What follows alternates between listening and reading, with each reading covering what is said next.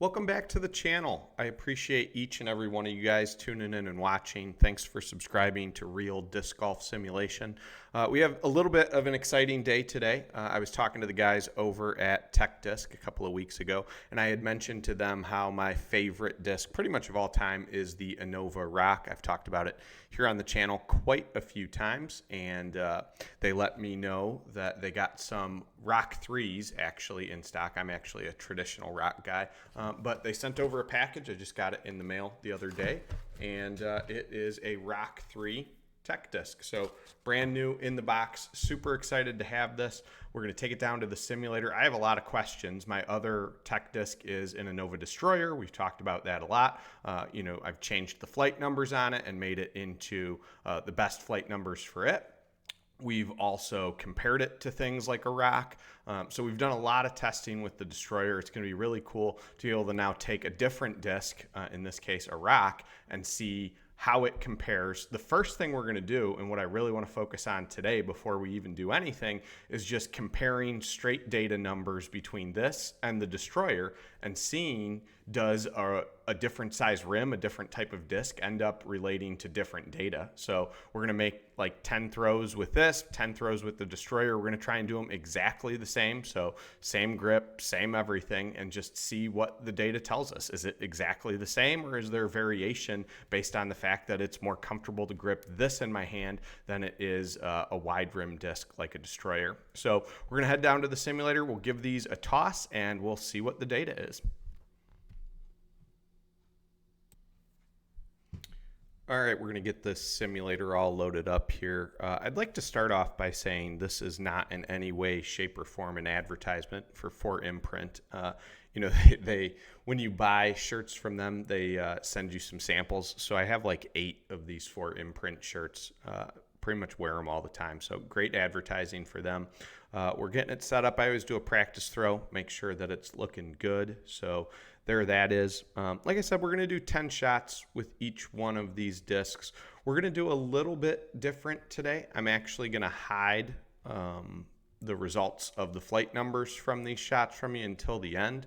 But you guys tell me, what do you think is going to happen here? So is it going to be exactly the same between a Destroyer and a Roc in terms of speed and spin and all of those things? Like, is the data reading the throw, or is it reading how the disc is flying? So there was the first throw. I'm going to go ahead and fast forward through the rest of these throws. I'm not going to make you watch all of them because, like I said, I'm not even actually showing you the data from them. So we're going to real quick breeze through these Roc throws. My opinion is that this is not going to be any different. The two discs are going to basically show pretty much the exact same numbers over the course of 10 throws, and it's actually reading the speed of the disc based off of what type of disc it is. So I think it's probably compensating for the different size of the rim and all of those things when it's coming up with its numbers. So that's the 10 throws for the Roc. It was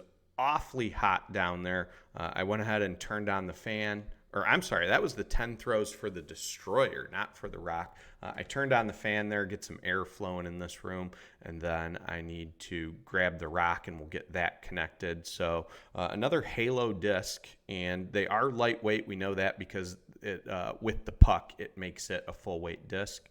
We'll go ahead and get this set up. So in connecting a second disc, I was hoping that they were going to have an option so that you could have both discs connected at the same time. So when you're in the simulator, you could throw your drive with the Destroyer and you could throw your upshot with the Roc.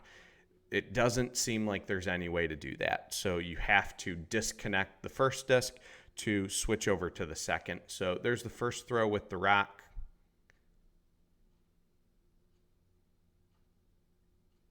You could see the green light flashing there. It doesn't look like it was connected all the way. So I definitely didn't do something right here. I'm going to start fumbling around in the settings. I don't know what's going on. Sometimes it's tricky to switch from one disc to another. All right, there's our sample throw. And by doing a sidearm, that should make it easier for us to set up the throw sets later. It'll give us that one data point in between where we know that the two shots are broken up. All right, that ended up working. So we'll go ahead and make our test throws with the Roc. I can tell you, throwing the Roc is way more comfortable than throwing the Destroyer, right? I mean, the less wide rim, I'm going to be able to play with this in the simulator a lot longer than I can with the Destroyer. So I really think that that's an added benefit of having the mid-range. The only thing is I don't generally forehand a Roc. I do forehand an A1, which is, it's actually a putt and approach, but basically a mid. So it is a little bit weird for me to be forehanding this disc, but I don't think that's going to be that big of a deal because, again, this is going to allow me, especially on backhand throws, to have a lot more comfort and get a lot more throws in. All right, once again, we're speeding through these throws. I'm not going to bore you with it, especially since I'm not showing you the data as a part of this. I want you to be sort of surprised by the results once we get them there. All right, we're back and we're going to take a look at that data. I am sweating like crazy. Man, was it hot down there. Even just 20 throws, I am pouring sweat at this point. So I went ahead and I put all of that data into two different throw sets. I'm going to share it with you here. All right, so here we have our throw sets in TechDisc. We're going to go ahead and scroll down. Here are the two that we did today. We have the Roc TechDisc and the Destroyer TechDisc. Now, it's not really going to make sense to look at distance because we threw two very different discs. I had them in there as different flight numbers. I had the Destroyer set up as basically my longest furthing backhand disc, and then the Roc was set up with sort of the stock Roc flight numbers. So if we go ahead and look at our averages here, which is what's displayed on the main screen, you'll see that with the Roc, we had an average speed of 54.4, and with the Destroyer, an average speed of 54.6, so extremely similar. I had the hyzer angle just 1 degree different between the Destroyer and the Roc. I don't attribute that to the disc. That's probably just standard throwing deviation between the two. We do see a little bit of difference in terms of spin, so I was getting higher spin numbers while I was throwing the Destroyer.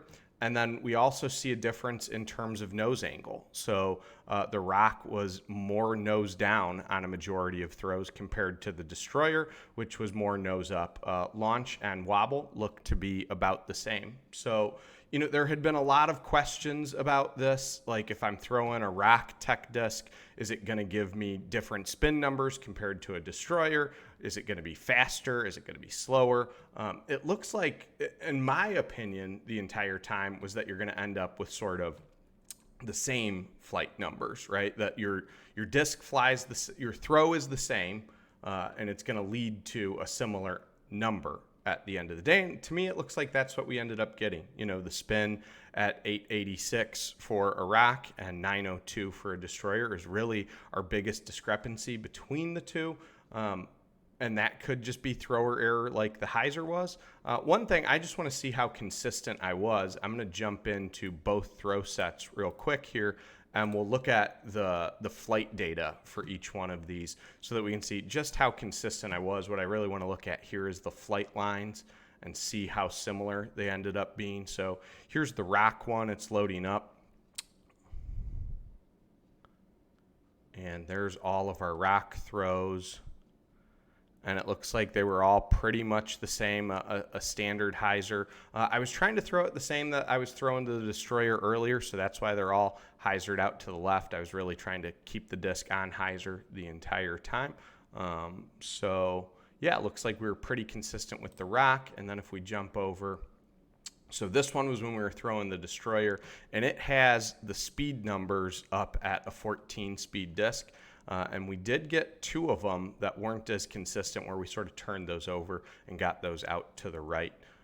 But from the data, it looks to me like pretty much any of the tech discs that you end up going to buy are going to record your data in a similar way. And the way that you should probably end up buying your tech disc is based off of feel in your hand. So for me, I went for the Destroyer originally, and the main reason that I did that is because I throw a lot of sidearms, and I felt like that's a better indicator of my sidearm. Now that I've had it for a while, I really wish I would have went with a fairway driver for the smaller rim because it would be more comfortable in your hand. When you're throwing this wide rim driver constantly over and over again, it really does end up hurting right on your fingers, sort of like right in here. So I wish I would have went with something like a fairway where it's more comfortable, but I still feel good about being able to rip it for forehands. And I wouldn't necessarily go for a mid-range either, which is the two discs I have now, high-speed driver and a mid-range. I'm saying I wouldn't probably do either one of them because with the mid-range, I don't feel as comfortable with my forehand throws giving me the data that I really want to see out of it. So, you know, for my money, I would probably go with the fairway next time. But both of these give you really accurate and very similar data points to go off of. So I think that's our video for today. Make sure to like and subscribe. Real disc golf simulation. Again, thanks for watching.